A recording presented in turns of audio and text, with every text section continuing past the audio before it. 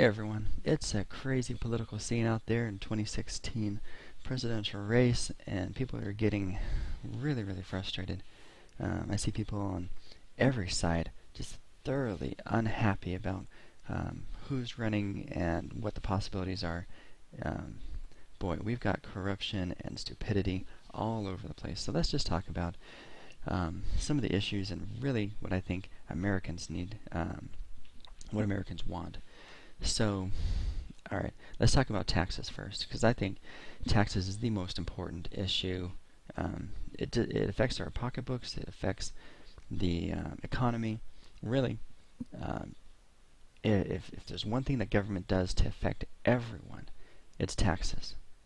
So, we got the IRS, it's taxing our income. So, and the taxes are getting higher, they're getting more invasive. Uh, Really, our privacy is going down the tube as far as we have to report everything, what we're doing, who we are, where we live. Um, it's really, I mean, our freedoms are going down the drain with all this privacy invasion. This bloated IRS is wasting lots of money. We need a solution to get rid of the IRS, to get rid of this waste, and to stop all this disincentive for working. This income tax, corporate tax, payroll tax, death tax. Oh my gosh, it's easy to run out of breath in trying to name all the different kinds of federal taxes that we have that are all of them stupid, all of them bad for our economy. So, fortunately, we have some really awesome thinkers that have come up with a great system called the fair tax. Basically, it just taxes. The easiest way to describe it is when you go to the store and you buy something to use, it taxes the item there. It collects the tax from the corporations. It doesn't have to collect it from everybody. And it collects a fair tax. That is, it's absolutely flat. So, no complications, super simple. And it collects it from everyone. Whether you're engaged in legal or illegal activities, you go to the store to buy things, as everyone does, it collects that tax there. So, let's talk about immigration. That's been a hot topic. Some say build a wall, and if it's not big enough, build it taller and build it taller, because that's always going to solve all our problems. Guys, let's just go straight to the nut of it. Immigration is the defining factor of America. We are all immigrants. We are the land of opportunity. When it comes down to it, there are people that try to scare you about immigrants coming in, but I tell you, if it's done smart, then we can take all the immigrants we want. What do we want to make sure? We want to make sure that they're legal, right? So that they're going to follow certain requirements. They're going to come in meeting needs of our economy. And I assure you, our economy has lots of needs. And it's not just low income. So they need training. And you know what? A training program is one of the cheapest ways to get people doing jobs that we need done. So instead of all these, we can bring people in that have no skills at all, and we can give them skills to meet needs where our economy is struggling, and not just education for those coming in. Right? We're all immigrants, even if it's several generations back. We need training available for every single American to fill the job needs of our economy. So. There are people that understand economies and what they need, and where there's not enough people getting overworked.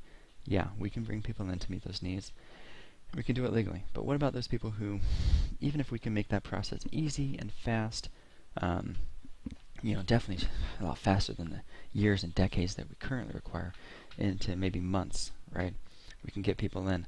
But what about those people who would still come in illegally? They have bad intentions. They won't pass the background checks because they're criminals, or they just have ill intent as terrorists. For America, obviously, we do know a way to stop it, but it is not walls.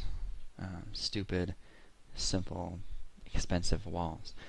We have these really cool things called drones, and they fly around from really high up with an eagle's eye view, and they can find things with heat signatures. That's called infrared. Cool thing is, people and machines, like cars, have heat signatures, and we can look for that. And it's not too hard to use technology to mark all the animals that are running around our borders and to ignore them. We say, oh, that's an animal, marked it, it's ignored. And the rest of our border patrol doesn't have to be sitting 100 miles inland, stopping all the citizens and asking them their citizenship status. No, they can be deployed to the border, waiting for one of those drones to see something that looks a little suspicious approaching the border. We can be ready before they even cross the border. And they'll just be sitting there waiting for the, whoever it is to try to come across the border and then intercept them. Not too hard. So there are smart ways to do immigration. We can still be the land of opportunity. We can still offer opportunity for the people coming in and for the people already in America. And you know what? Training people is a great job.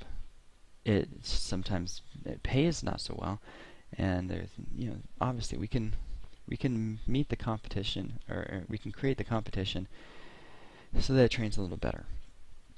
But we absolutely need to train people for the jobs that we need. All right.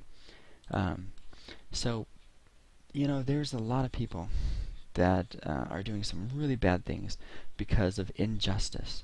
Our courts simply are enforcing unjust laws, and they're enforcing things, just laws, in unjust ways. And so let's just bring a couple examples. There's a major shootout, Dallas, 5 police officers killed, many more wounded, because of perceived injustice, which I'd say is actually, correctly perceived injustice, that the blacks are being targeted by the police with police brutality, and they're being killed for no reason. Where guns are not out and they're being shot. Are there things we can do to ensure that there's justice besides, decapitating the police force? Yeah, and I think there's things we should be doing.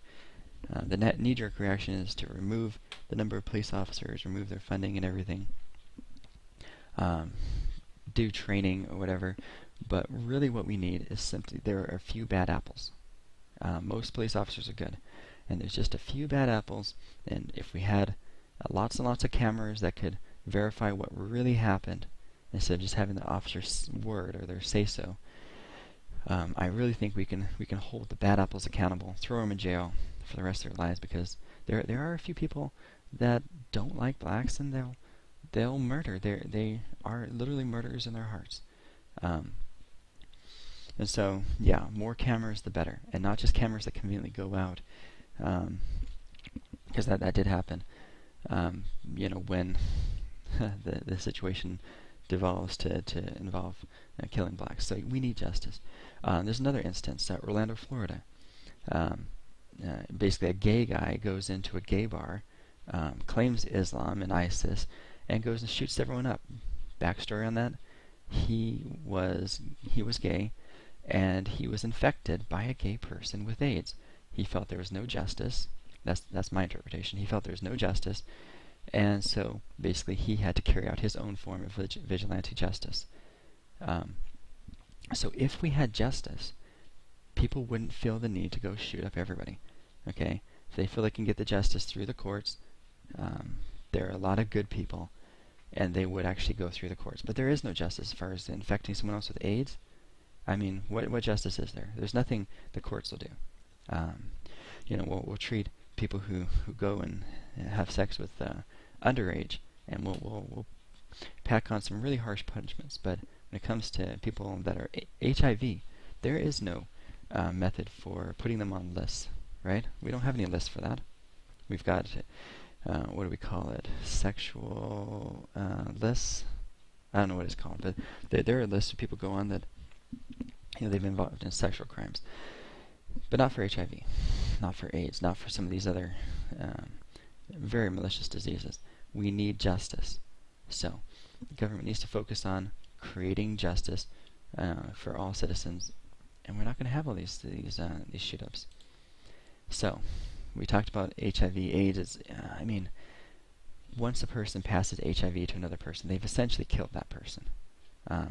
They're dead. They don't know it yet, and it'll be maybe a year or two before they do finally realize that they've got HIV, and then they're going to have expensive treatments just to prolong their life. It's already been cut short by many years, And basically, if they have the money to do these expensive HIV therapy treatments, they'll basically live their life knowing that somebody put an end to their life with this thing that they'll never get rid of. So, yeah, huge injustice. So, we've got the Second Amendment, right? What do we do about that? So right now we have some pretty good systems in place that allow law-abiding citizens to carry and defend themselves. Really, we need a lot more training for those who do carry, a lot more training in the law, a lot more training in the ethics, a lot more training in effective use of these firearms. So, contrary to what most people say, pulling out the gun is not the first thing you should do. The first thing you should do is start using your words, right? Before a confrontation even develops. We need conflict de-escalation skills. So we need training around all of that to help people to prevent having to pull out their firearms. Training, training, training. You may be noticing the common theme comes down to helping people to become educated. Okay, so here's the marriage issue. Really, government's getting involved in who can marry who, and they're not thinking about the young ones, right? I mean, when it comes down to it, if children are being raised in a way that's not good for them, where is government to assist them, to protect them, to support them? When children are being developed in the womb, who's there to protect them? They don't even have a voice. And where is government? So really, when it comes down to what is government's role, one of the roles is to defend the country. Another role is to defend the individual. And at the most innocent and vulnerable stages of life, where is government? Government really shouldn't be in the business of who can marry and who can't. Really, government needs to be in the role of making sure that children have what they need. They've got a mother and a father and a stable environment, and that's it. Now, this gets a little hairy, but really, the idea of this gay marriage thing shouldn't even be an issue. I mean, literally, the government shouldn't even be issuing gay marriage certificates. It shouldn't be issuing any kind of marriage certificates at all, period. So, yeah, we've got some injustices going on in here. We've got injustices going on with LGBT forcing their views down people's throats at the penalty of jail time. Even you can't even have the First Amendment speech of talking at the pulpit about what you think is right and wrong without now some state governments saying, hey, we're going to now hold you accountable, which is another way, a very soft way of saying we're going to throw you in the slammer. We're going to throw you in jail for what you say. So, yeah, where's the freedom of speech if you're going to be thrown in jail because of what you say? So, fundamental thing about protecting us against enemies, foreign... we need our troops. And we need highly qualified, highly skilled, highly trained troops. But the biggest question is, how many troops do we need? Some will say we need a lot so we can control the world. No, we don't need to be controlling the world. Some will say we need really almost nothing so we can just protect our borders. No, we need to do more than just protect our borders because the threat's out there. We don't want to wait till it comes to our borders. So there's some kind of a hybrid strategy that we need. But at the very, very least, we need to have systems in place to support these soldiers even after they're soldiers. And we don't have that. There's a lot of talk about the VA and how it should work and how it isn't working. So, yeah, we need some systems in place to protect the soldiers all the way through, to understand the psychological stresses, the physical stresses that are on them, and then give them ways to deal with those stresses effectively without feeling like they're letting down their fellow troops. Because we are taught, and I was in the Army, that we are a unit. We are together. We are united. We're strong together. And so when they're not with their units, there's a bit of guilt. Like, I want to be there to be, my part of the strength in the unit. So we need ways to help troops to be strong even when they need a break, even when they need to heal.